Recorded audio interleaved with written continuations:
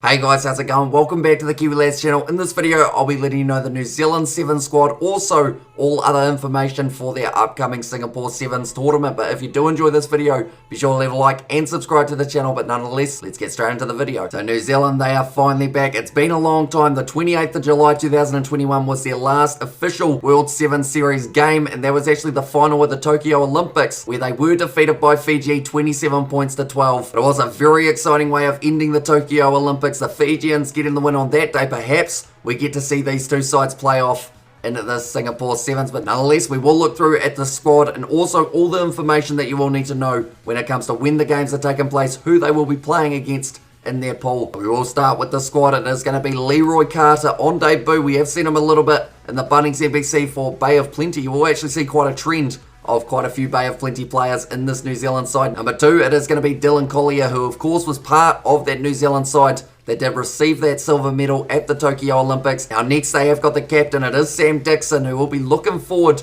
to this opportunity. They are missing a few of the other players that we are used to seeing for New Zealand, so it will be awesome to see Sam Dixon really get the opportunity to step up here and see what he can do with the captaincy in a competition that does have a lot of pressure on New Zealand. They are way behind when it comes to the points, as they haven't been taking part, so they will want to try and build up as many as they can in quick succession and possibly have a chance of being able to end that Blitzbox winning streak, currently 34, and New Zealand, they've got the highest ever in history, that was 48. So everyone will be looking closely to see whether or not New Zealand and South Africa do cross paths throughout the Singapore Sevens. But now looking through at the rest of the squad, it is going to be Trail Hoas. He is one of the players who are not on debut for New Zealand, although there are a few a little bit later on. Andrew Newstubby is certainly not one of those guys though. He is going to be once again using that experience and the speed that that man possesses. It's going to be very interesting to see him match up with these guys in pool play. Next it is Moses Leo. He is on debut for the 7th circuit. We have seen a few of these guys who are on debut in action recently. There was a tournament taking place in Fiji, and hopefully from what we saw from the 7s in Fiji, they will be able to continue that momentum that they were starting to build. But this will be their first official match on the World 7 circuit, so that is why they are considered as debutants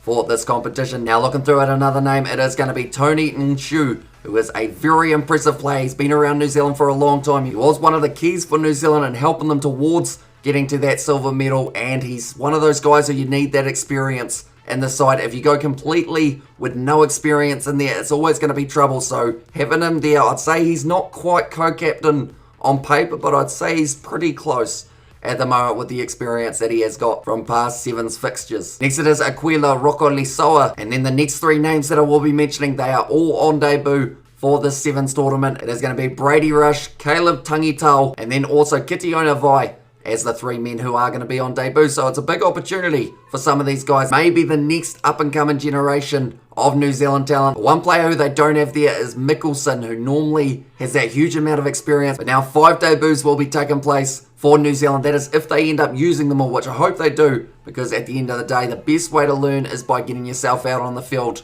and hopefully they do go alright in the process. Then the next player in the New Zealand squad, it is going to be Regan Ware, and then the last man, the man who normally has an interesting haircut, to say the least, it is going to be Joe Webber, who is slotting in there, and he also plays for Bay of Plenty normally in the Bunnings NBC, so that is where that Bay of Plenty side of things does come in. And also a couple of these guys actually signed for Tasman in the most recent Bunnings NBC season.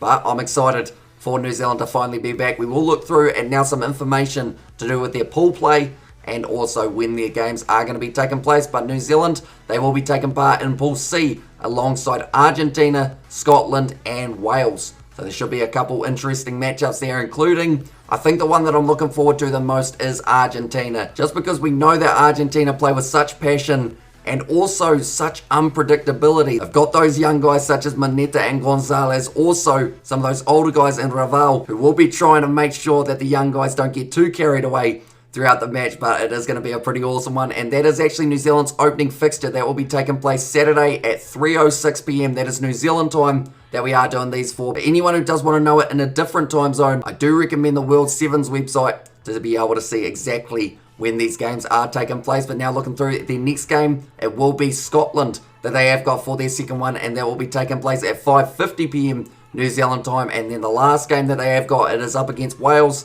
That is also on the Saturday, and that will be at 9:06 p.m. and should be a nice matchup for New Zealand to try and build some momentum heading into the quarterfinals. That is, if they do make it past Argentina and also Scotland, but they should be able to, although that Argentina game I'm a little bit more 50-50 with how it will end up going. But nonetheless, that is all the information that I have got for you guys on the New Zealand 7 squad and also the fixtures that will be taking place. We will be doing some of the watch-along live streams on the channel, so be sure to check those out as well. But thank you all very much for tuning in. If you did enjoy, be sure to leave a like and subscribe to the channel, and I will see you all for the next one.